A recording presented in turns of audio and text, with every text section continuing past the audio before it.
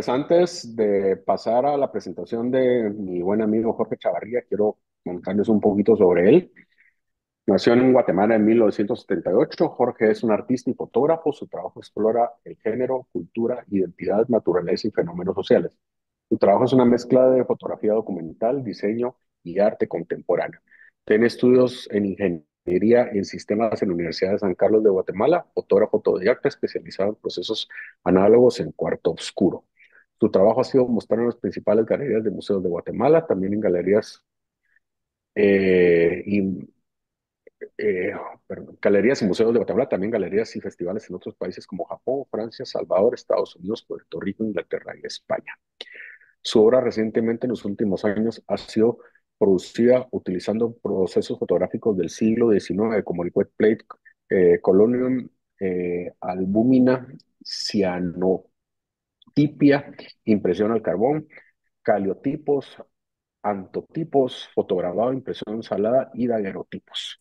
Pues es la persona que tenemos hoy para que te la... Bienvenido a este micrófono, Jorge, y por favor, ahí estás ya con vos todo. Hola, ¿qué tal? ¿Cómo están? Gracias. Qué alegre estar de nuevo por acá y con la responsabilidad enorme de hablar un poco de la fotografía desde Guatemala y desde mi experiencia. Entonces, empecemos. Solo quiero compartir documento, play, y creo que ya se está presentando. Em, por lo que dijo Tono, ya tienen como un teaser o un spoiler de lo que probablemente hable en toda la hora o 45 minutos que tenemos acá. Espero no se aburran. Voy a tratar de contar chistes o algo en el camino si miro rostros ahí que se están durmiendo por la charla. Va, entonces, para mí la fotografía lo es todo. Yo empecé en la fotografía básicamente por ver a mi papá haciendo fotos nuestras en Polaroid desde niño. En algún momento del tiempo dejé de tener imágenes de mi infancia. Crecí, me hice adulto y con mi mejor amigo nos fuimos de viaje justo a Costa Rica, como en el año 2000, y regresé con las peores fotos del universo. Entonces, ahí decidí aprender. Entonces, toda la vida fui muy autodidacta y por mi edad crecí como un niño análogo, es decir, vi todas las cosas análogas del mundo y la transición a todo lo digital. De hecho, es como mencionaba Tono, tengo estudios de ingeniería en sistemas, entonces es, es un poco contradictorio que mi trabajo se base principalmente en la fotografía física, y mi mundo paralelo es todo lo abstracto y lo digital. Entonces, con esa introducción cortita, de mí un poco. Hablemos de la fotografía, lo que yo considero que debe ser muy importante de ahora en adelante para nosotros como fotógrafos, es decir, tener la conciencia de que nuestras imágenes tienen valor y debiesen tener un valor en el tiempo. Estoy un poco enfermo, perdón ahí por la tos, que va a estar seguro en toda la charla. Entonces, la importancia de la imagen como tal, una, y segundo, la permanencia de esa imagen. Es decir, vivimos en un mundo que para todos es extremadamente obvio, digital, rápido, efímero, donde todas nuestras imágenes son para casi que redes sociales, y con suerte logramos imprimir de vez en cuando alguna. Entonces esto me lleva como a la reflexión de lo contradictorio que son los extremos de la historia de la fotografía, porque pasamos desde el objeto físico con lo que nació la fotografía a lo abstracto, los bytes, kilobytes, megabytes, gigabytes de las imágenes actuales y su corto tiempo de vida. Muchos de los fotógrafos actualmente hacen producciones grandes, digamos, solo para un post o para stories de redes que durarán un día o dos, ¿verdad? Entonces es una reflexión a la importancia de lo que producimos. Obviamente yo hablo desde la posición mía donde mi trabajo es un poco distinto a la mayoría del resto de los fotógrafos, es decir, yo estoy más orientado como a la línea del arte. Y entonces voy a hablar justo desde esa posición y compartir un poco experiencias y mis conclusiones de vida respecto a la fotografía. Entonces, empecemos desde el inicio, ¿va? Tratar de entender que la fotografía no solo es un archivo, es una imagen, la fotografía contiene una imagen, bajo el concepto ahí de que una imagen está contenida dentro de un archivo fotográfico, sea impreso o sea digital, ¿no? Pero la permanencia de la fotografía en el tiempo debiese ser uno de los cuestionamientos de lo que producimos actualmente. Es decir, cuestionarnos la cantidad de imágenes que hacemos, eh, cuestionarnos si hay imágenes que merecen de alguna forma sobrevivir al tiempo, cómo van a sobrevivir al tiempo y cuáles son los mejores recursos o herramientas para esto. ¿Ya? Entonces hay que cuestionarnos esto. Yo considero que debemos tener esto presente. Obviamente yo lo hablo desde mi posición donde hago imágenes de otra forma, pero eso es por eso estoy aquí, para compartir un poco eso. Entonces remontémonos a la historia de la humanidad, ¿ya? La fotografía empezó como un objeto, desde las paredes que nuestros primeros hombres documentaban sin las herramientas fotográficas que tenemos actuales, utilizando el dibujo y la pintura, lo que sucedía. Eso es lo que hacemos ahora con nuestras cámaras fotográficas, con la cantidad enorme de megapíxeles, precisión y sharpness que los equipos que tenemos actualmente eh, nos brindan, ¿verdad? Entonces, me encanta siempre estas imágenes de las cuevas porque fueron como el primer registro del ser humano de transmitir algo.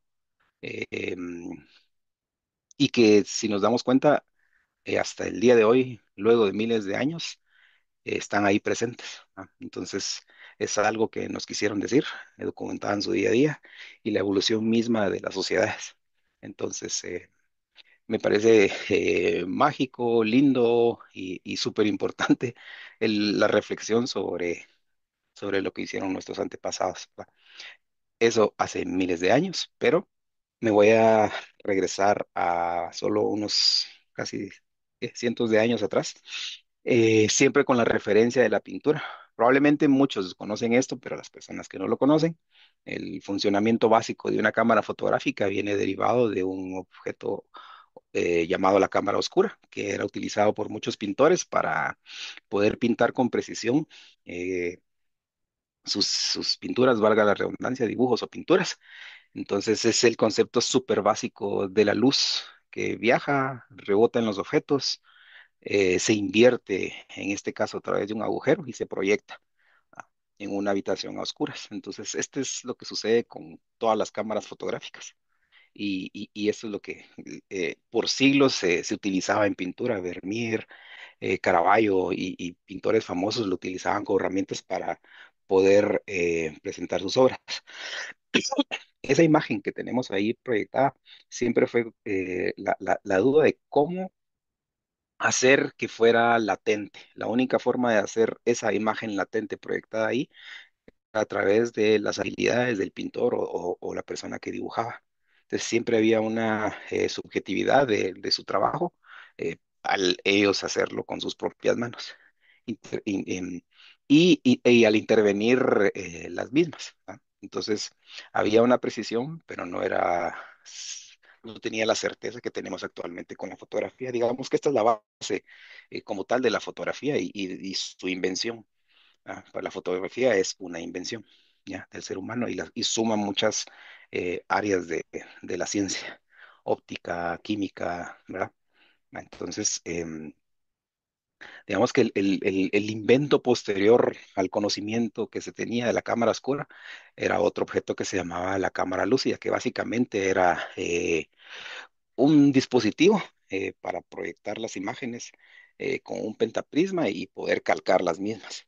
¿ya? Entonces era como dibujar en el instante las escenas de lo que se tenía, pero siempre estaba la dependencia de la habilidad de la persona que dibujaba, los materiales, etcétera.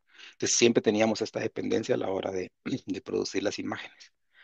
Entonces aquí va otro de los ejemplos de cómo realmente se utilizaba. Entonces esa imagen que vemos ahí proyectada, invertida, fue por cientos de años la duda de cómo lograr hacer que se quede ahí. ¿Va? Muchos de los intentos de hacer esto fue con elementos orgánicos, plantas, clorofila, el jugo de plantas, de pétalos, perdón, remolacha, distintos materiales orgánicos que, que son sensibles a la luz, pero tenían el problema de su desvanecimiento en el tiempo con la luz ultravioleta. La luz ultravioleta es factor clave en la historia de la fotografía y lo vamos a ver un poco.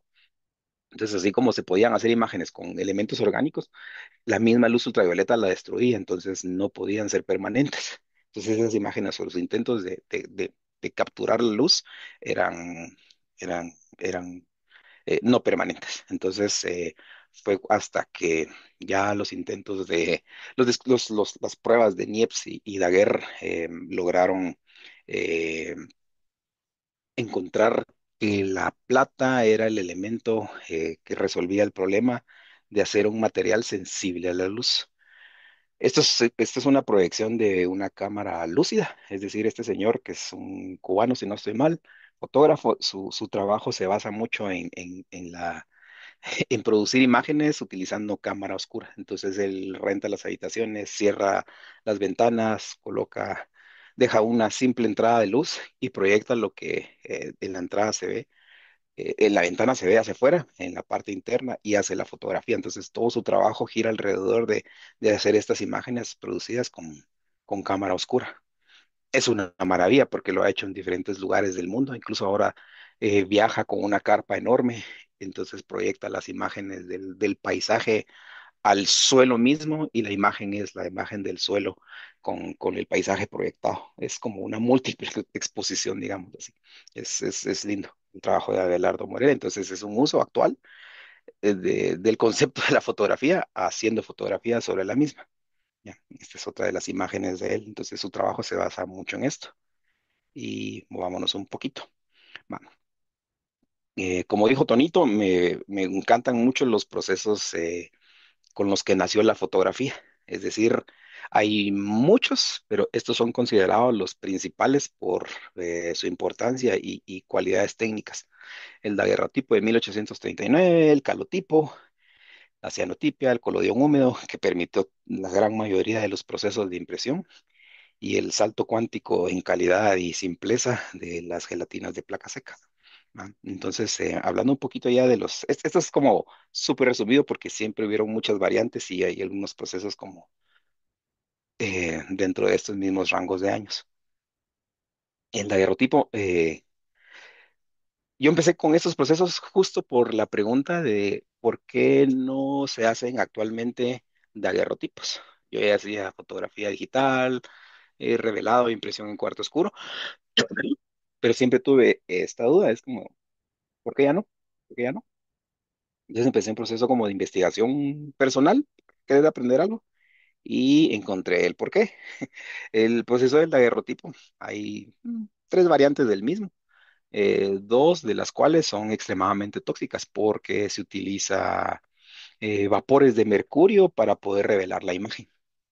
Entonces es extremadamente tóxico y pues está documentado también en la historia que los fotógrafos fallecían por intoxicaciones del mismo mercurio. Incluso los fotógrafos lo sabían, solo que pues era producir imágenes. De algo me tengo que morir y seguían haciendo las imágenes. Pero descubrieron que era como muy, muy peligroso, entonces se tomaron cartas en el asunto y mejoraron como la parte de ventilación para producir las imágenes. Tenía una característica que era una imagen positiva, es decir, la imagen era positiva y negativa a la vez, dependiendo del ángulo de luz. Técnicamente el daguerrotipo actualmente es considerado el primer proceso de nanotecnología del ser humano. Las imágenes están formadas a nivel atómico, pues es una cosa súper especial, pero con una resolución enorme, pero a su vez son bien frágiles. O sea, cuando uno tiene un daguerrotipo,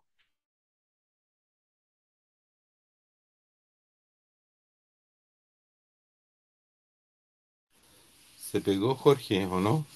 ¿O soy yo? Sí, se fue el marca de audio. plata. ¿Se Ay, fue el Ahí audio? volvió. Ahí volvió. ahora No, es que sí. me había quedado pegado un poco. Ahí está. Ok, perdón. Sí, ya me marcó conexión es inestable. Decía que, que los daguerrotipos tenían una calidad enorme y que su característica es que son unas imágenes positivas y a la vez negativas. Una desventaja era hacer reproducibles las mismas, no eran reproducibles, es decir, yo quería otra imagen de mí mismo, me tenía que sentar y tenían que preparar de nuevo otra placa y hacerme otra vez otro retrato sobre esa placa. Entonces, era una de las desventajas, o sea, calidad linda, hermosa, pero no era reproducible. ¿Ya?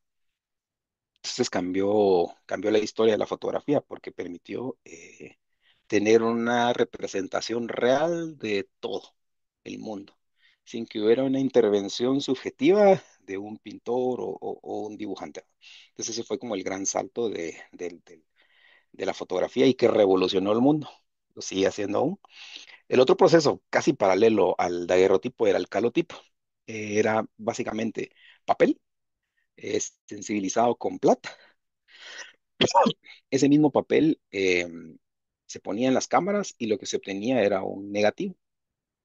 Y haciendo la repetición del mismo proceso de utilizar otro papel para sensibilizarlo con plata, se obtenía una imagen positiva. Entonces, esta imagen que estamos viendo actualmente de las personas acá sentados ya es la impresión positiva del negativo hecho en papel. Era papel contra papel. La desventaja era que era menos sensible que el daguerrotipo y la calidad de la imagen era mala porque era la textura del papel y luego imprimir sobre otro papel y su textura. Entonces, no perduró mucho en el tiempo como el uso fuerte, digamos, pero el concepto de la impresión de las imágenes y del negativo viene de por acá. Entonces, eso permitió literalmente poder tener más de una imagen. Va, digamos, teníamos el daguerrotipo con su perfección, el calotipo con su imperfección, pero reproducible, y el otro no reproducible. Entonces, esto se resolvió con el proceso del colodión húmedo. Ese fue un proceso en 1851 donde las imágenes se utilizaban siempre con plata, pero se cambió el proceso como tal de la producción de las imágenes. Tenía la ventaja de la calidad perfecta y linda de los daguerrotipos, y si se hacía en vidrio, la reproductibilidad de las imágenes. Entonces, como pueden ver, tienen una resolución súper linda también, y pues eso era el colodión. Del colodión hay tres variantes, los ferrotipos, los ambrotipos y los negativos. La impresión, o sea, el proceso es exactamente el mismo, solo que para el proceso de negativo y poder hacer impresiones, eh, se hacía una variante química del mismo. Entonces estaba optimizado para poder imprimir. Esa era la variante. Tal vez para los que están en Guatemala y no saben, o si ya saben, actualmente este señor que se llama Edward Muybridge, tengo un typo ahí, fue uno de los fotógrafos más importantes en la historia de la humanidad, pues se le considera como el padre del cine. Él, con el proceso del colodión, em, logró demostrar en un experimento de los caballos flotando. Probablemente lo han visto en algún lado, pero aquí tengo la imagen y se las voy a mostrar.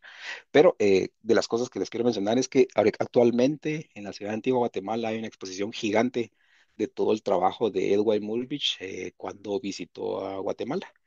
Entonces, es oportunidad única porque se han hecho impresiones de los negativos que ya no están en Guatemala, sino están en Inglaterra, sobre lo que él documentó en nuestro país. Entonces, estas son las escenas que le dio. Y todo viene derivado del trabajo de él. El producir el movimiento utilizando muchas cámaras, por eso se le considera el padre del cine, porque el documentar una imagen con distintas cámaras, con diferencias de tiempo entre una y otra imagen, al ponerlas todas en secuencia, se obtenía la sensación de movimiento. Inventó un aparato como para proyectarlas y que se pudiera ver el caballo corriendo. Y todo esto surgió de la idea de probar si el caballo flotaba al correr o no. Y ahí en el segundo frame de arriba se puede ver que sí. Entonces utilizaron la fotografía como un medio para el estudio. Entonces empezamos a ver la importancia de la misma en, en nuestras vidas. Y como anécdota, en el inicio de los tiempos, dirían, del cine, si no estoy mal, eran 24 frames por segundo. Y todos venían derivados del experimento de Muybridge de esto. Si tienen dudas y cositas ahí que preguntar en los comentarios, por favor, los voy a ir leyendo y poner anécdotas o algo ahí. Em, Estoy hablando como de fotógrafos que en lo general me fascina mucho lo que han hecho en sus vidas, ¿no? Entonces, quiero ver, voy a mover la ventana que ahí está, ya puedo ver. Ok. Martín Chambil, no sé si tenemos amigos de Perú, pero sí, sí, que alegre que Martín Chambi existió. Es un increíble fotógrafo indígena que utilizó ya no colodión húmedo, sino el siguiente proceso que se llamaban placas secas, y que ya no se hacían de forma manual como en el proceso del colodión, que cada una de las placas de estas se tenía que hacer y preparar en el ratito. Se tenían 10 minutos para hacer el revelado y obtener ya la placa para producir imágenes. Chambi utilizó ya otro proceso que se llamaba placas secas, que era como la evolución del collodion, que permitía hacer imágenes mucho más simples y con una calidad enorme. El trabajo de Chambi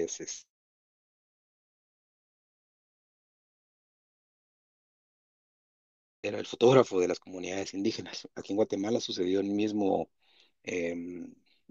patrón. Habían dos fotógrafos, Juan José de Jesús Yaz en Antigua Guatemala y otro que se llama Tomás Anotti en la ciudad de Quetzaltenango.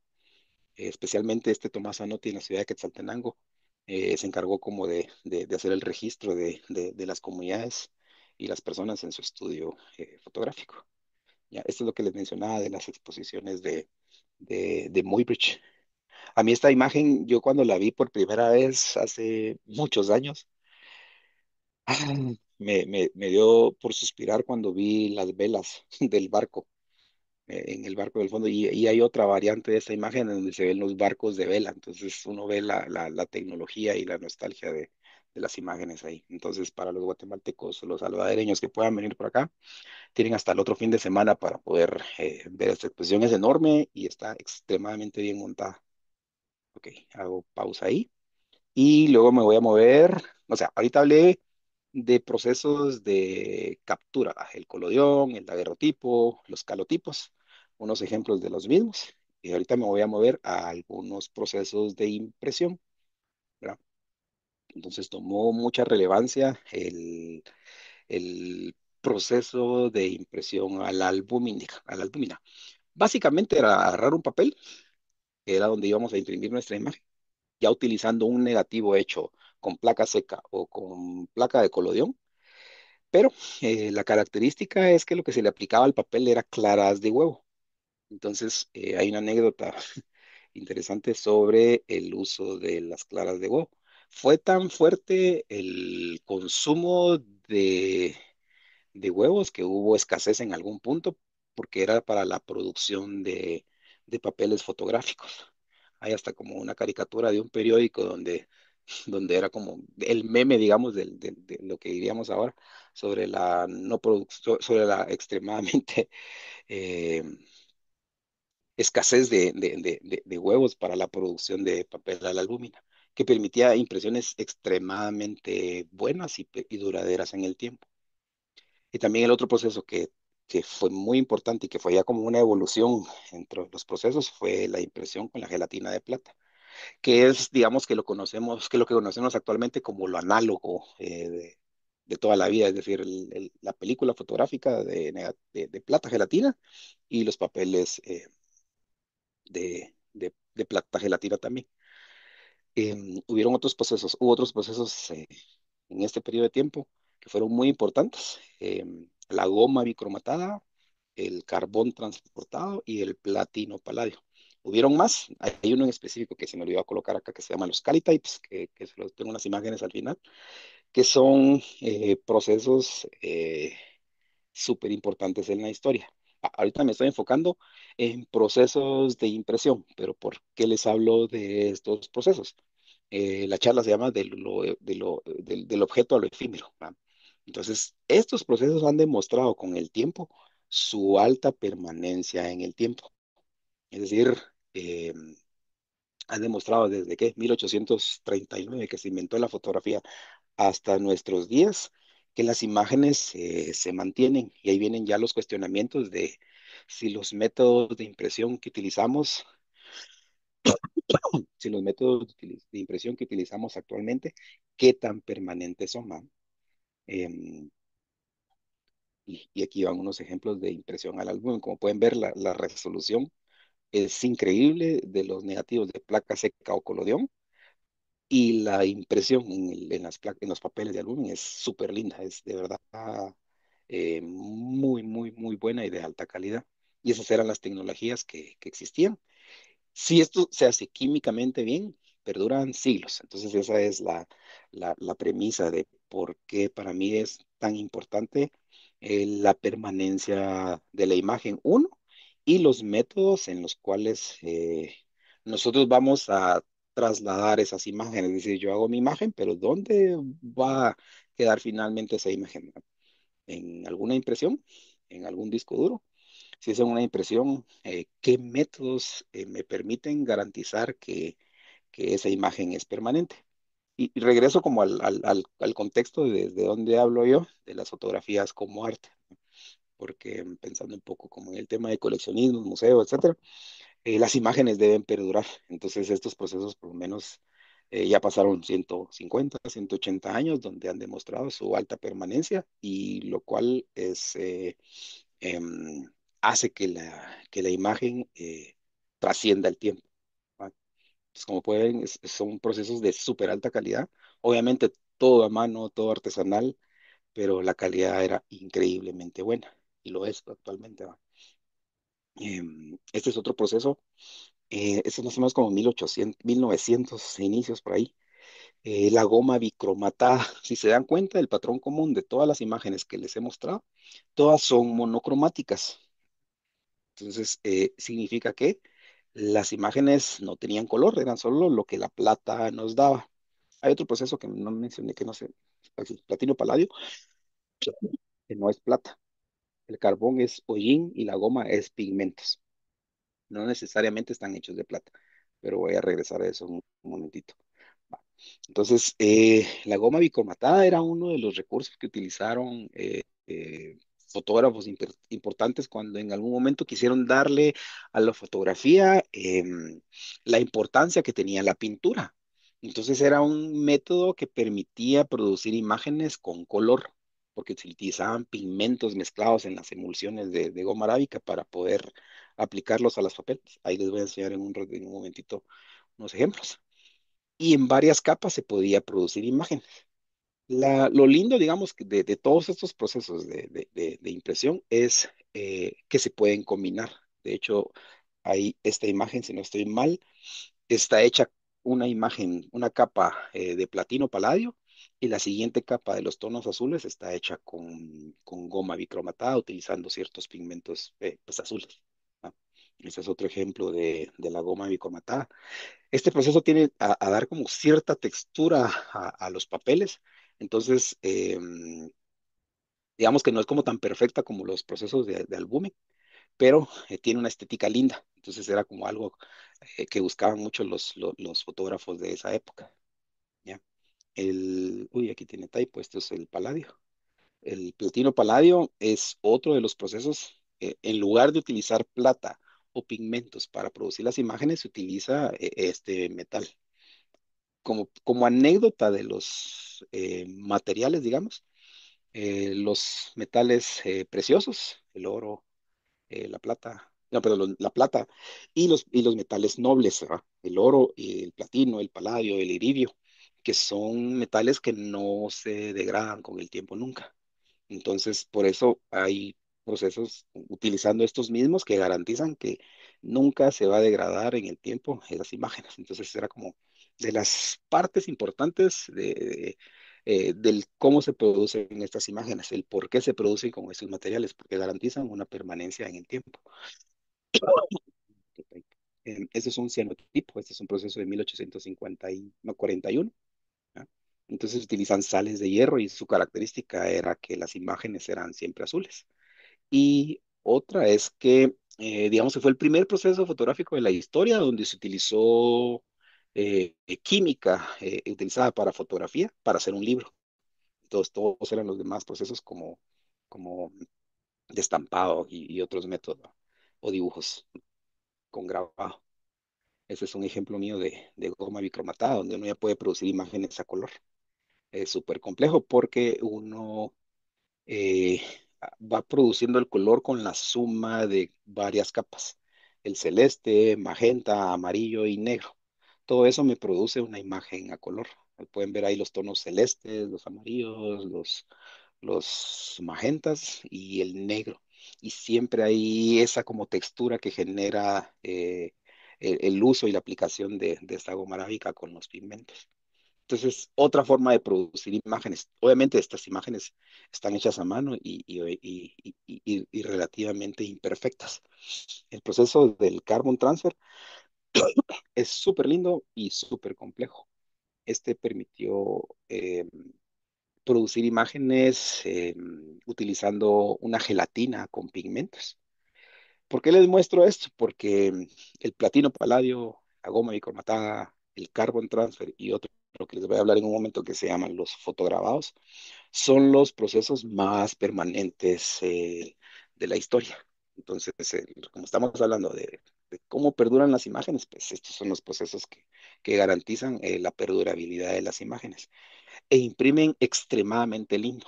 El carbon transfer tiene la característica de que las imágenes tienen relieve. Todos los tonos que se ven al centro de la cascada, por ejemplo, hay menos gelatina. Y las áreas más oscuras de la imagen hay más gelatina con pigmentos. Entonces, realmente, si nosotros volteáramos la imagen y la ponemos aquí, tendríamos como valles y montañas a la hora de analizar de forma horizontal, digamos, el papel. Entonces, las áreas más gruesas son los oscuros y las áreas más débiles, los valles de la imagen. Dependiendo de la cantidad de gelatina y el material en el que se imprima, esos relieves son visibles, entonces tiene una textura súper linda. O sea, de verdad que aquí eh, no lo pueden apreciar, pues, pero cuando ustedes las ven físicamente son unas bellezas. Y obviamente por no estar hecho con plata que podría oxidarse con el tiempo, los procesos estos de pigmentos son duraderos. ¿Ya? Si no estoy mal, esta imagen fue una de las que se vendió hace poco como en 4 o 5 millones de dólares de esa Edward Station. Station que era una combinación justo de una impresión hecha con platino paladio y luego otra siguiente capa de color de goma bicromatada. Entonces, literalmente utilizando mezcla de los procesos súper permanentes conocidos históricamente por el hombre. ¿Ya? La característica del platino paladio es que imprime extremadamente lindo. Probablemente la mayoría conozcamos el trabajo de Sebastião Salgado. Él inicialmente hacía su trabajo fotográfico con fotografías de 35 milímetros, blanco y negro, plata gelatina. Con esto producía toda la cantidad de imágenes de los 70s, 80s. En algún momento ya se cambió a utilizar cámaras digitales, pero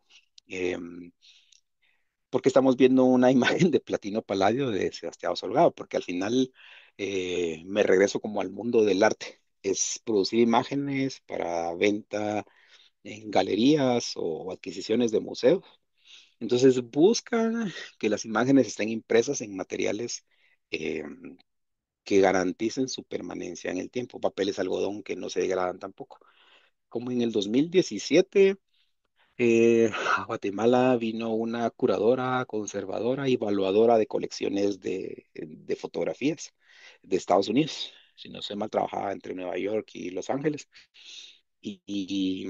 Justo creo que la charla de hoy viene derivada de esa charla, porque mencionaba que los cuestionamientos de la fotografía actual, de cómo realmente hacemos que nuestras imágenes permanezcan en el tiempo. La única forma es impresa.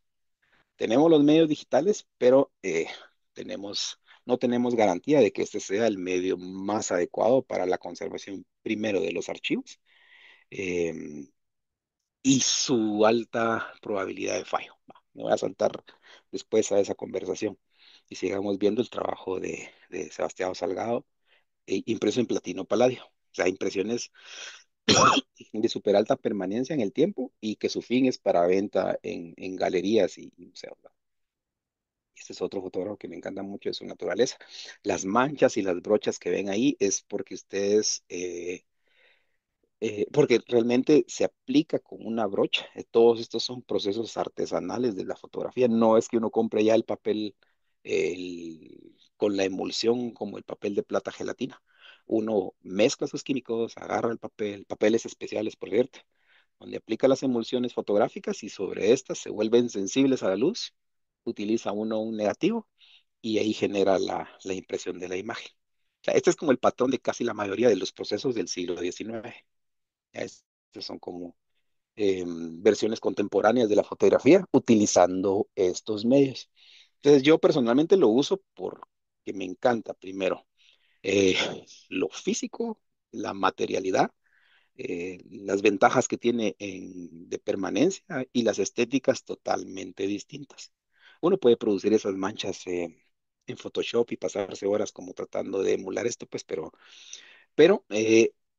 hace que cada pieza que uno imprime utilizando estos métodos sea única. Es decir, yo puedo utilizar el mismo negativo, pero hago tres impresiones y yo aplico la emulsión a los papeles, aunque teóricamente son la misma imagen, eh, físicamente son impresiones únicas. ¿Va? Es un tema que rompe ahí como el concepto de las series fotográficas, es decir, yo de esta imagen imprimo 10 como son el mismo plotter, básicamente todas son lo mismo. ¿Ah? Entonces, estas casi que se consideran como las pruebas de autor de un artista y uno decide cuántas imprimir de esto, pero esto es como, por lo cual me encanta. Irving Penn, fotógrafo que me encanta así de toda la vida, increíblemente bueno y que hacía de todo. Esa es una de las imágenes que más me gusta de los niños. Ok, entonces saltemos un poquito como eh, a procesos ya más recientes. Algunos de estos sí los conozco, otros a medias porque no tuve la oportunidad como de tratar de producirlos. Por ejemplo, el autocrom, que es un proceso súper lindo, pero enredadísimo. Entonces voy a hablar desde lo que sé y referencias a los otros. ¿No? Uno de los fotógrafos que a mí me ha influenciado muchísimo en la vida es este Edward Cortis, Edward Sheriff Cortis. Él era un fotógrafo norteamericano que digamos que su etapa de producción de imágenes fue como 1890 a 1920. Tuvo la suerte de que JP Morgan, el banquero estadounidense, le dio los fondos para él poder viajar y documentar todas las tribus indígenas norteamericanas. Entonces él llevaba su carreta con su equipo fotográfico, su cantidad enorme de placas secas para hacer las imágenes. Él inventó un par de procesos, bueno, un proceso que es como muy famoso, que se llaman los orotonos, que generalmente me gusta mucho, que es básicamente una imagen que parece oro. Está hecha como con plata, pero tiene tonos dorados. Pero el fotograbado es una variante de los métodos de impresión, que es de los que les mencionaba que son de altísima permanencia, porque básicamente es tintas de óleo con pigmentos. Entonces estos no se degradan. La complicación del fotograbado es el producir las placas. No sé si tienen como el conocimiento ahorita me estoy moviendo de la fotografía a otra área del arte que es el grabado. Entonces, ¿has visto ustedes como donde hay gente como haciendo dibujos y cortando sobre placas de madera o otros materiales y luego le aplican una tinta y es un sello? Básicamente un fotograbado es la misma idea, solo que es una imagen, pero es extremadamente complejo de producir. Entonces, Edward Curtis produjo sus imágenes en placas de cobre, como estas que están acá. Entonces, literalmente es un tema complejo el producirlas, pero estas imágenes están hechas de cobre se les aplica tinta, luego se quita tinta y esas tienen unas cavidades microscópicas de unos hoyitos que retienen la tinta y son lo que sirve para hacer los estampados de las imágenes. Es súper lindo, es súper artesanal, eh, pero es súper complejo. El producir estas placas es bien, bien difícil. Entonces esto ya fue hasta finales de 1900, inicios de 1900, cuando ya se pudo hacer este proceso, porque ya se tenía refinado muchas cosas fotográficas que fueron necesarias para hacer este. Como anécdota, para producir estas placas de cobre se utilizaba el otro proceso que les mencioné de gelatina que se llamaba el carbon transfer. Ya no lo enredo más porque es un rollo bien técnico feo, pero se utilizaba el otro proceso para hacer estas placas de cobre y que estas placas a su vez permitieran sacar tirajes de impresión. ¿Ya? Otro proceso lindo que no fue muy popular o tuvo un periodo muy corto en el tiempo fueron los autocrom. Es un proceso extraño porque son imágenes hechas en placas de vidrio, pero son a color. Es una cosa rara porque se utiliza plata, se utiliza papa, starch. ¿Cuál es la traducción de la palabra starch? Em, almidón, para como aplicar capas de color a las placas y producir el color en las mismas, pero básicamente son unas plaquitas de vidrio. Y era muy enredado. Solo he visto como unas dos o tres personas en el mundo que actualmente producen placas con este proceso de autocrom. Eran súper lindas y producían color, pues, o sea, era como una forma de que la placa misma ya tuviera el color y no necesariamente utilizar un proceso como el de la goma bicromatada para aplicar las capas de color y que se produjera el mismo, sino que esto ya los tenía.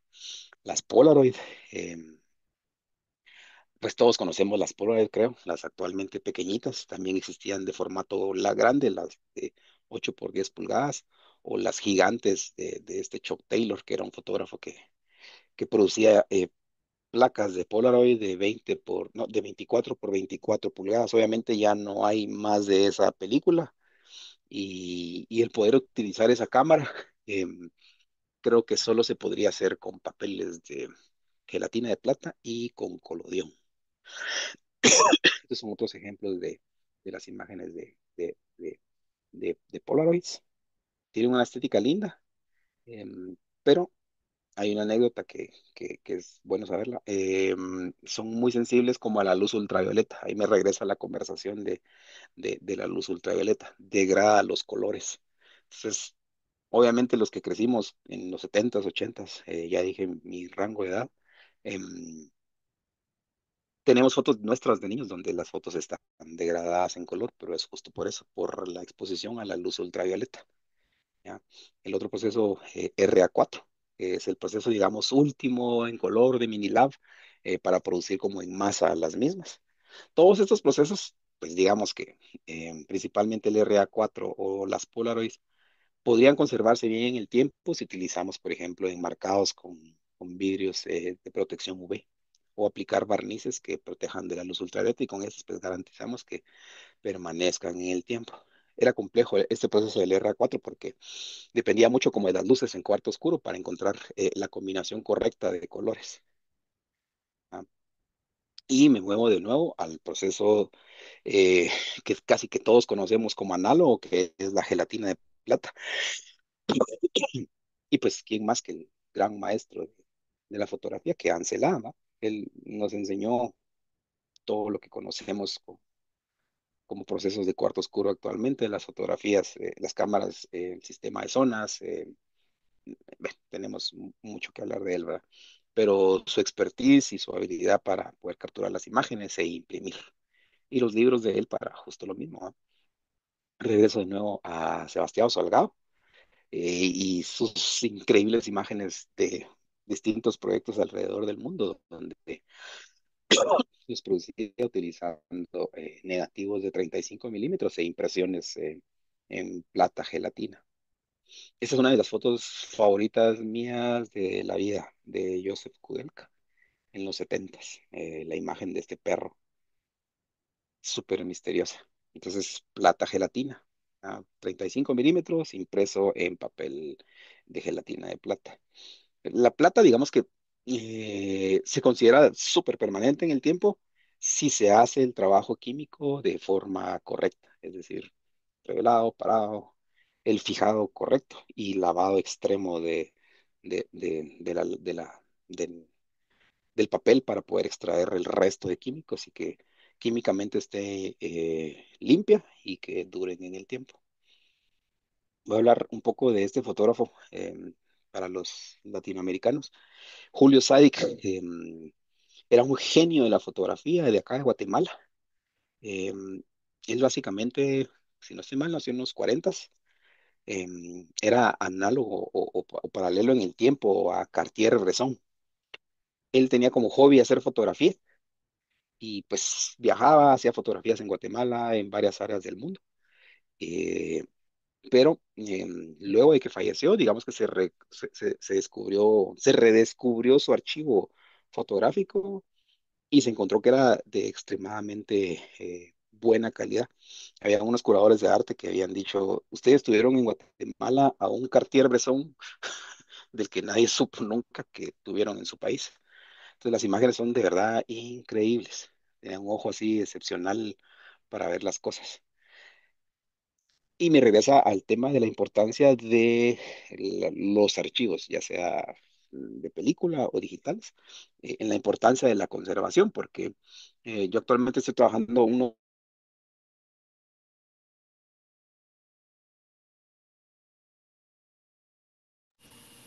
Se Creo que se pegó. volvió a la congelar. fotografía.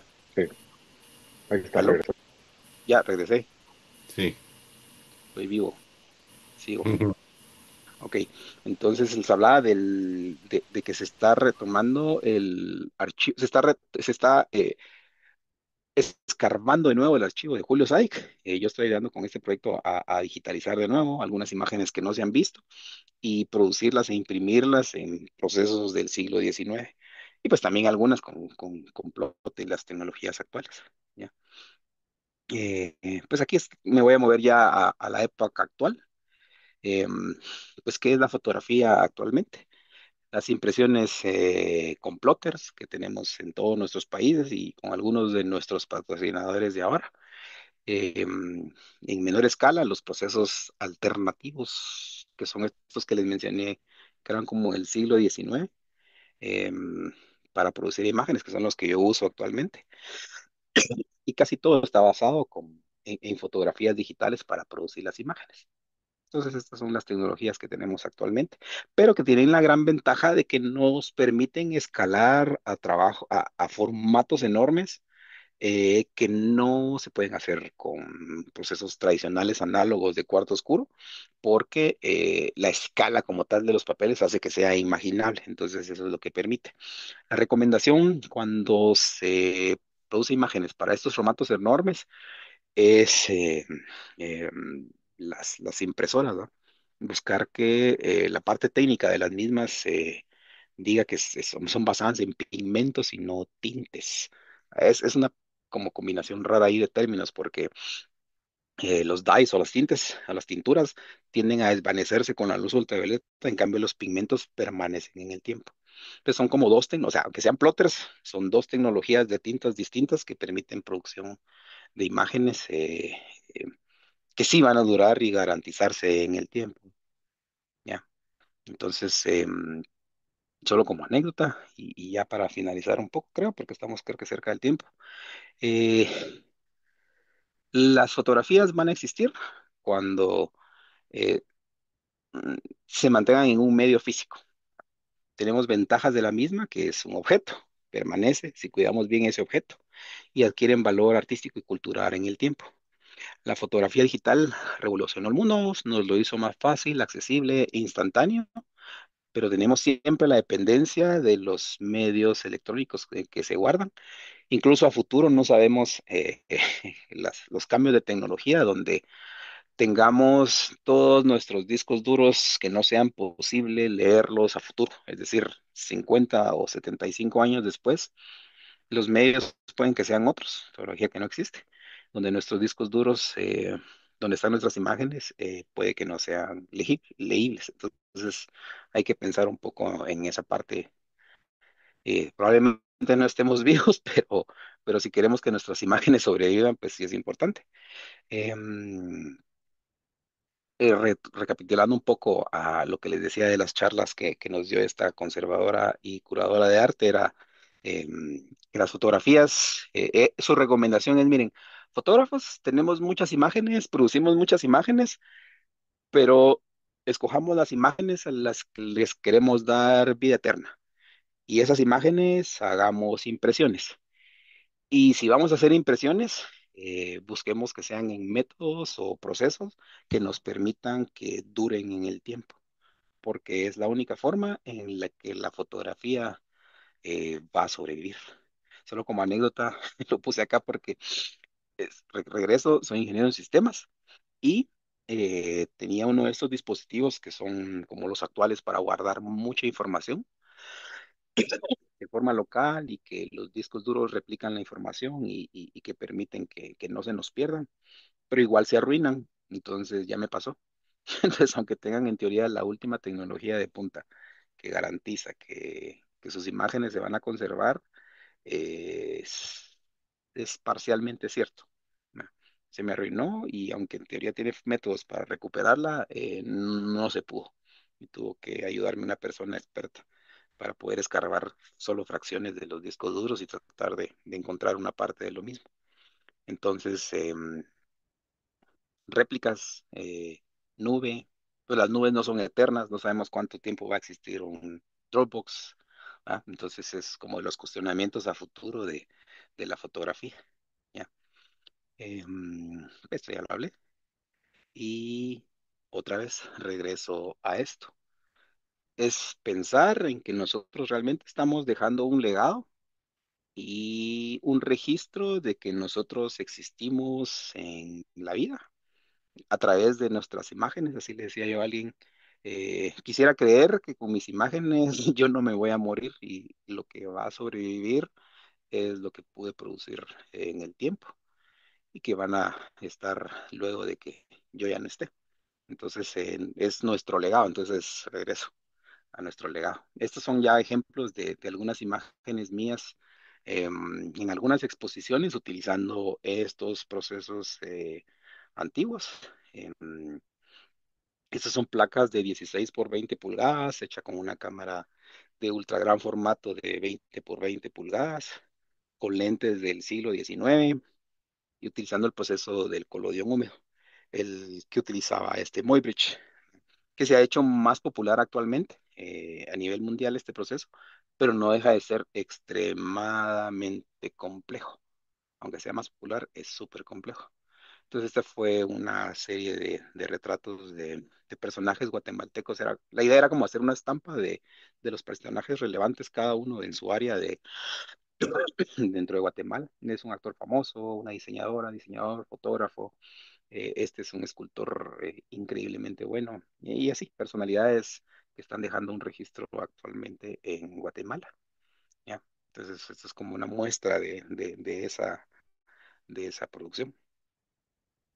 Estos son ejemplos de imágenes producidas con procesos alternativos escalados. Cuando yo les mencionaba las imágenes que los plotters sí me permiten hacer en una sola impresión, yo para emular el tamaño y el formato que podrían darme los plotters, tengo que hacerlo por partes. O sea, no puedo hacer en una sola imagen. Creo que hay una duda ahí de RM Mompel. Si querés, Jorge, te voy leyendo preguntas, pero te quisiera pedir que les conté la anécdota que estás usando químicos de Sanofi y que sepan un Ah, poquito desde sí. hace cuánto tiempo y lo rescataste. Creo que es súper interesante. Ahí Ah, tenemos sí, sí, sí. a Sí, esa Rafa, también parte es quiere hacer linda una pregunta. porque la plata esta que están viendo, o sea, esas imágenes se hacen con plata, específicamente nitrato de plata, que son unos cristales solubles en agua. Entonces, básicamente, estos retratos de toda esta serie están hechas ay, se me bloqueó ahí está. Están hechas con plata de 1890. Hay una persona en Guatemala que se llama Anne Girard, que lo que hizo fue buscar los primeros estudios fotográficos de Guatemala, obviamente a sus herederos, y comprarles lo que habían dejado. entre químicos, lentes, cámaras, fondos, props, negativos, etcétera. Lo que ella hizo fue genial, porque permitió que la historia de Guatemala y la fotografía de la historia de Guatemala se conservara. Entonces, cuando yo estaba intentando aprender todos esos procesos, me dijo, mire, aquí están este montón de químicos de Zanotti, mire si todavía sirven. Y sí, justo, toda esta serie se utilizó plata de Tomás Zanotti. Entonces, cuando hablamos de permanencia es, ok, esos cristales de plata que fueron producidos probablemente en 1890, los usé yo hace 3 años, 4 años para producir estos retratos. Qué bueno que me lo recordaste porque sí, esa anécdota. Esas Tenemos una son pregunta acá. Tenemos una pregunta y pues que levantó la mano y después vamos a pasar a las preguntas escritas. Si querés, Rafa, por favor, te le puedes hacer la pregunta a Jorge. así, Rafa. No, realmente yo Hola, aplaudí, pero cuidado si es el hola, otro Rafa. hola. Sí, sí. Hola, buenas noches. ¿Qué tal? Felicidades por la presentación en primer lugar. Bueno, yo quería, bueno, sí, pregunta, un poco reflexión, ¿no? Yo también, o sea, he manejado mucho analógico y realmente tengo las copias analógicas y estoy totalmente de acuerdo que la durabilidad es mucho más larga, ¿no? Aparte, no solamente la durabilidad, sino los valores de plata, por ejemplo, cómo reflejan o cómo ofrece la imagen es incomparable, ¿no? Lo que pasa, ya no coincide tanto en el tema del digital, o sea, si realmente puede pasarte que tengas un accidente y pierdas un backup, pero lo mismo te puede suceder con la fotografía, ¿no? Se te quema la Sí, habitación y pierdes se la incendia. fotografía, o sea, claro. Entonces yo en este caso, por ejemplo, sí soy muy maniático, soy español, ¿no? Vivo en Panamá. Y tengo réplicas en Barcelona de todo lo mío. Cada vez que voy a España me llevo discos y lo tengo replicado. O sea, si digamos, meter una bomba atómica en Europa, pues sigo teniendo copias aquí. Entonces, pero es verdad que mis hijos puede ser que tienen los discos en la basura, terminen en un rastro o que realmente desaparezcan, ¿no? De alguna manera, o sea, no creo que exista la fórmula definitiva. Tal vez la ventaja del digital es que es muy fácil de reproducir. Realmente, si tú Sí, consigues mantener el archivo, dentro de 100 años puedes sustituir una copia por la otra. Y luego que las nuevas tecnologías que apuntan, todo apunta que va a volver lo que es el dispositivo no magnético, sino otra vez el óptico, o sea, el famoso CD, pero de alta densidad.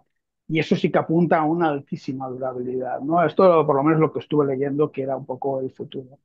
No sé cómo si has indagado algo por ahí, porque veo que te preocupa el tema igual que a mí, o sea, sí, a vamos a mí ver. esa es una de mis dudas eternas, porque yo estaba súper confiado de que el NAS poderoso que tenía acá, infalible, y se arruinó. Y he tenido otros discos duros. Aquí tengo etiquetados mis discos duros que están bien, otros donde sé que ya no funcionan y no les he hecho nada más que simplemente estar ahí en el mismo lugar donde no se han movido por años y dejaron de funcionar. Entonces, la paranoia es grande respecto a qué va a pasar con las imágenes. Pero sí, de acuerdo contigo totalmente, de que he escuchado algo de los medios ópticos y que van a tener una cantidad enorme de capacidad. Yo no sé si has abierto algún DVD de, no sé, hace 15 años. Mi lector de Eh, CDs sí, ya no sí, yo, funciona yo y he estado, conservo, yo sí, DVD no, pero sí conservo discos de música y algunos están perforados por todos los lados, pero algunos se llega a conservar. Sobre todo los eso, primeros están ahí, destruidos porque la química de aquel momento, los primeros eran muy malos, eso, pero parece increíble que todavía alguno se conserve. Y discos duros eso. también, ¿no?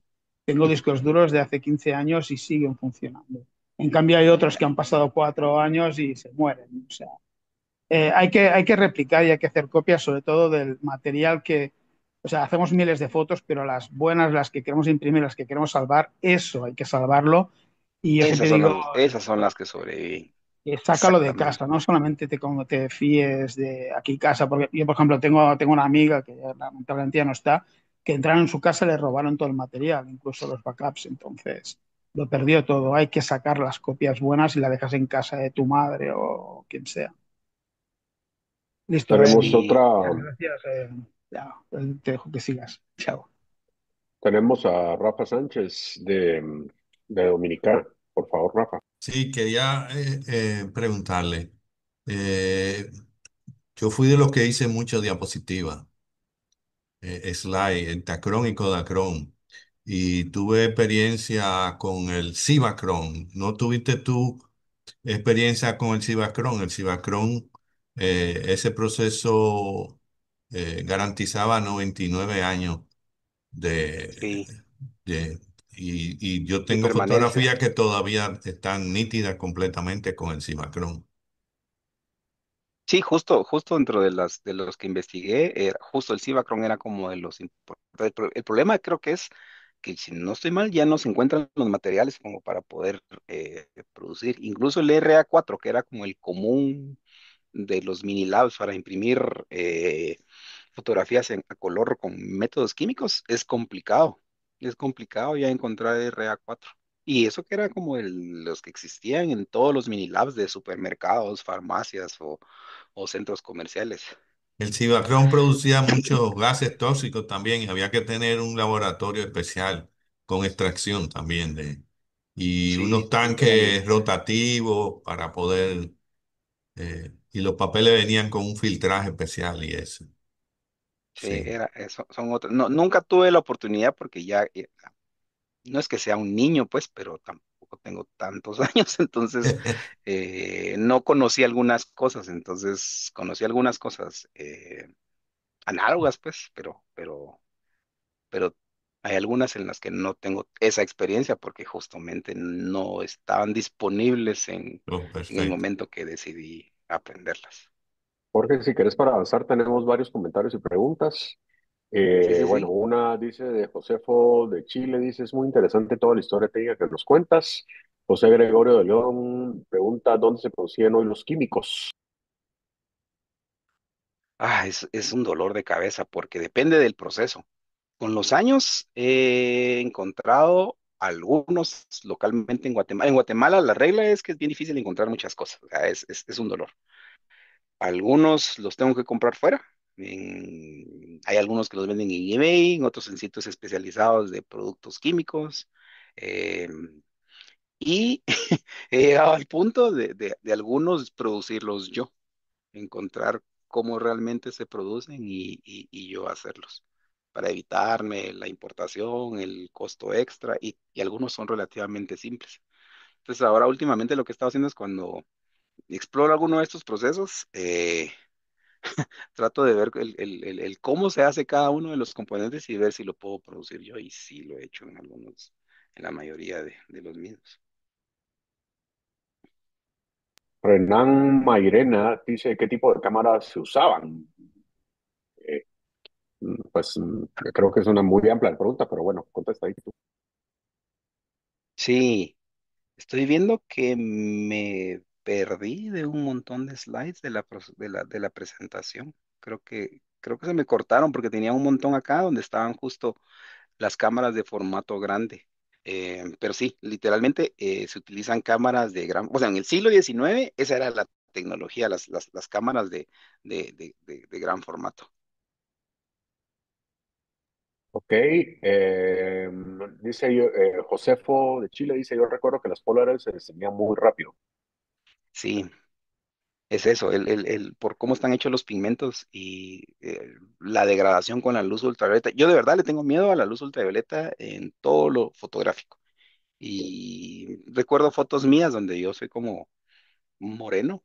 En las fotos de niño me miro extremadamente blanco ya y digo yo, bueno, sí son las expresiones, pero ese no es mi tono de piel. Por cómo se van desvaneciendo el color. Entonces, por eso les decía que vidrios con protección ultravioleta o sprays sobre las imágenes de protección ultravioleta pueden ayudar a evitar que se degraden como el resto de las imágenes que ya se tienen. Nos preguntan acá de Guatemala, dice, ¿qué le dirías a un fotógrafo que quiere empezar a experimentar con estas técnicas del siglo XIX, pero no sabe por dónde comenzar? ¿Alguna vez un error en el proceso te regaló un resultado mejor de lo que habías pensado? Son dos preguntas realmente. Sí, muchas veces, la verdad, porque el explorar, yo hago mucho esto, trato como de de experimentar con algunos de los procesos. No trato de irme así by the book, como de decir, o sea, sí y no. Trato de hacer como toda la parte química de un proceso bien y luego trato de hacer variantes sobre la misma. Entonces, para ver si funciona, no funciona en este tipo de papel, en este no, qué pasa si cambio esta química o si mezclo estos dos reveladores. Entonces, tratar de producir resultados distintos, si lo hago. Para empezar, la parte compleja de esto es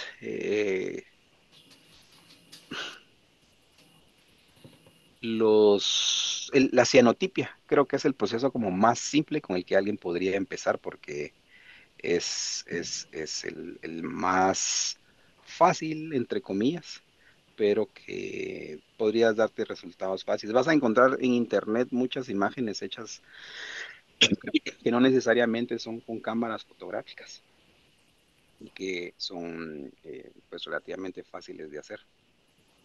Y hago el entre comillas relativamente fáciles porque la fenotipa es un proceso que es súper eh, corto en rango dinámico, si lo vemos así. En lugar de tener del 0 al 100 en 5% las escalas, la gradación total, tendrá un 60 o 50% de tonos. Entonces vas a tener imágenes muy contrastadas. Esa era una de las ventajas, digamos, de los procesos de plata. La plata gelatina o incluso el colodión, la albúmina, el papel salado, que era otro proceso también, que permiten una gran amplia gama de tonos. Igual el platino paladio. El problema del platino paladio, solo como para anécdota ahí, a veces son procesos muy caros. Por ejemplo, hay estas imágenes que están hechas acá, son orotonos. Son imágenes hechas en un papel pergamino, impresas con una fórmula de plata y otro químico. Em, pero para la permanencia de las imágenes se utilizan toner. Por ejemplo, en cuarto oscuro uno utilizaba el Selenium toner, el de Kodak. Uno lo puede utilizar con estas imágenes. Pero si uno quiere garantizar la permanencia de estas imágenes, lo recomendable es utilizar platino, paladio o cloruro de oro. Entonces, las botellitas de platino paladio que se usan para imprimir o como toner de las imágenes para su permanencia, si no estoy mal, un set, un cosito de 25 mililitros, creo te vale $200. Ah, entonces, ¿cuánto aplicas de emulsión de ese poquito? Es una nada, pues entonces, por ejemplo, hay procesos que son muy caros. Entonces, yo no hago platino paladio porque soy tacaño. Y que el resultado que a mí me dan, por ejemplo, los calitipos es exactamente igual. Y para garantizar la permanencia en el tiempo, utilizo tóner de oro o también tóner de platino. Entonces me hago como una reducción de costos en la producción como tal de las imágenes. Pero con eso me garantizo la permanencia en el tiempo. ¿Ya? Tenemos varias preguntas, Jorge. Dime. Josefo de Chile dice, interesante el planteo del no permanencia a lo digital. De ahí José Gregorio de León dice, así es, nuestras fotos son nuestro legado. El torquiteño, creo que es del Salvador, pregunta, los primeros retratos expuestos del autor, ¿con qué tipo de cámara o lentes fueron producidas? Sobre todo el retrato de la izquierda del señor de barba. Este de acá no, el daguerrotipo. Me imagino que sí. Probablemente, sí, sí, porque no veo otro de barba, excepto, sí. Mira, generalmente No, las de imágenes de la estaban producidas, exposición que se hizo, perdón. Creo que hablan de tu exposición, chava. correcto, de su Ah, ah, ah, exposición. de las mías. Sí, que había Ah, una sala ahí con un ah, conjunto de retratos. ya, ya, Este ya, señor, de este. estas, de los retratos, sí. Sí, Estas gracias. están hechas con un lente Bolensack Pitax. Es un lente de 1905. Lástima que no estoy en el estudio porque no pude ir por un tema técnico de la ciudad de Guatemala O y sea, con es cámara cuatro gratis. por cinco, algo así. No, esta es una cámara de 16 por 20 pulgadas. O sea, es una placa gigante. El colodión, el colodión, la analogía del colodión es que una placa que se hace con una cámara de gran formato, la imagen es esa placa. Aquí es donde yo voy a sacar mis placas. Creo que aquí se puede ver. Aquí es donde Ya, se ya está enfocando, ya más complica. o menos.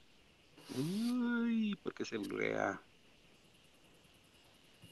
Esta es una imagen 8x10 que está hecha en colodión. Ay, Dios mío, sabía que esto iba a fallar ahí. Entonces son retratos hechos en una placa de 8x10 pulgadas.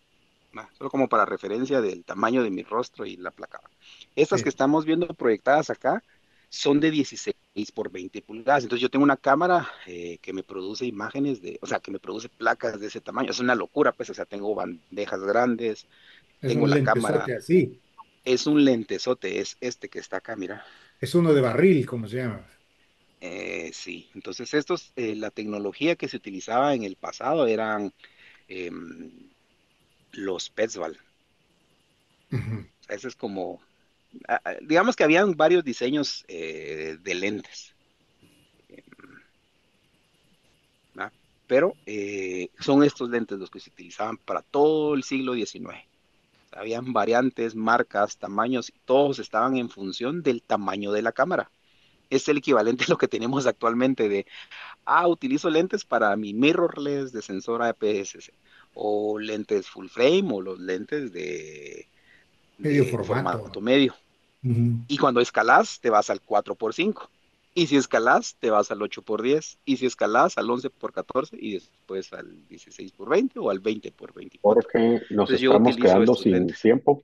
Nos estamos Sí. quedando sin tiempo. Voy a leer algunas de las preguntas y te pediría que contestemos dos o tres solamente. Perdón por esto, pero la charla siguiente empieza dentro de poco. Dice, mencionaste el papel algodón de 300 gramos. Yo he hecho imprimir en ellos, sin embargo, existen servicios donde aseguran que el uso de pigmentos en lugar de tintas. ¿Cuántos pigmentos o colores en un plotter o impresora son los ideales hoy? Tal vez la respuesta un poquito rápida, Jorge. 6 a 7 como mínimo. Generalmente las que tienen más de tres negros. El light y el black. Sí, de Ok. 6 7 en adelante. Freddy Barahona, ¿crees que en los próximos 10 años haya cambios en los formatos digitales que impida leer los formatos? Tal vez no en los próximos 10, pero más adelante creería yo que sí. Es lo que nos pasó con los VHS y los Betamax. Va a pasar, va a volver a pasar. Ok. Josefo, vieron que le ha gustado mucho la plática, me alegro muchísimo por eso, gracias Josefo de Chile. Yo Gracias. aconsejo memorias o discos sólidos SSD, puesto que al no tener mecanismos internos es Sí, muy de seguro, ahí, no hay piezas que giran ni se mueven. Los SSD sí son lo mejor para respaldo. Sí, esa sí es de buena ahí práctica. mi buen amigo guatemalteco Javier Álvarez, creo que muy interesante tu planteamiento. Creo que la clave, independientemente de la técnica empleada, es la toma de conciencia de preservar, pero hay que ser Eso. realistas. Todo se degrada con el tiempo. La dispersión fotográfica digital en toda la humanidad. Tal vez permitirá que, aunque se pierdan millones de archivos, de todos modos hay chance de que no se pierda la huella del quehacer fotográfico de la especie. Pero realmente importante será el interés y las prácticas de preservación a través de las próximas generaciones. Felicitaciones por tu trabajo y planteamientos y cuestionamientos. Ujú. De ahí Beatriz pregunta qué es un mini lab, tal vez una respuesta rápida, por favor. Son máquinas donde literalmente llevabas tu rollo. Es una máquina donde no necesitabas ser un experto en revelar, sino literal, le metías el rollo, la máquina ya destapaba el rollo, lo capturaba la película y lo procesaba automáticamente. Entonces te generaba los revelados de los negativos. O le dabas como las memorias con los JPG o los TIFF de las imágenes y te las imprime. Entonces, son máquinas automatizadas para revelar o para imprimir. De ahí María Lourdes, Robert, para la conservación de las fotografías, lo recomendable es exponerlas a la luz solamente por 3 meses. El resto del tiempo deberían estar guardadas en un lugar seguro fuera de la luz. También se pueden rotar. Es un consejo que da María Lourdes. Glenda de Guatemala, gracias por esta excelente síntesis cronológica del desarrollo de la impresión de la fotografía. Lourdes, vamos a ver, Vanessa Mora. Me encantó todo el proceso de esa línea de tiempo del avance de la fotografía. ¿Cómo mezclo estos procesos entre las técnicas y lo digital para hacerlo sencillo? De hecho, es lo que hago. Yo no crean que todo lo hago película. O sea, de hecho, la gran mayoría de mis imágenes están hechas de forma digital. Lo que pasa es que para poder producirlas, por ejemplo, como las de estas que están acá, utilizo un método que se llama internegativos. Entonces, básicamente yo imprimo mis negativos para impresión por contacto. Pues, por ejemplo, este es como el negativo equivalente a lo que se haría en película fotográfica. Y, de verdad es que se me olvidó sacar las imágenes. Entonces, esta es una impresión hecha por contacto de, de lo que me haría este negativo. Entonces yo agarro un papel, le aplico emulsiones sensibles a la luz, genero mis propios negativos. Entonces tengo lo bueno de los dos mundos. Literalmente la perfección y control de la imagen de lo digital. Genero un negativo y con eso me muevo a la impresión en cuarto oscuro con todos los pasos y procesos de cada uno de de estas Eh, técnicas. Héctor Es un Quiteño híbrido, agradece tu digamos. plática. También dice Fede, muchas gracias Jorge, tu charla fue muy educativa y dejó mucho aprendizaje. Mis felicitaciones y un abrazo. Beatriz, buenísima charla, re interesante. Y yo aparte antes de que la presidenta de nuestro club te agradezca la charla, te quiero decir también un pequeño gracias. Jorge es la persona menos egoísta que hay, comparte sus conocimientos, de verdad que un orgullo ser tu amigo. Y le dejo la palabra para un agradecimiento ahí para Jorge de Melanie, nuestra Claro, presidenta. claro. Gracias, Tono. No, pues la verdad que mi querido Chava, tenemos ahí ya un par de años de conocernos y mucho aprecio por parte de no solo como amistad, sino que también del Club Fotográfico. Gracias nuevamente por darnos una charla que más que técnica, te diría yo que fue muy profunda y bastante inspiradora. Nos recordás que la fotografía, pues, es un acto ahí sí que de mucho amor, de resistencia, de contemplación y pues dicho por ti, ¿verdad? Y por todo lo que nos has mostrado a lo largo de tu carrera, que la fotografía sigue siendo arte y es arte puro, ¿verdad? Escucharte hablar, la verdad que con tanta pasión sobre estos procesos antiguos, Chava, creo que nos conectó a todos con la esencia de lo que es la fotografía y el amor por este oficio. Así que muchísimas gracias. Y en nombre, pues ahí sí que del Club Fotográfico de Guatemala y en nombre, pues de toda la organización de todo este evento, pues gracias por habernos abierto los ojos y por abrirnos también tu corazón y contándonos toda tu experiencia. Gracias, Chava. Un gusto, gracias por la invitación.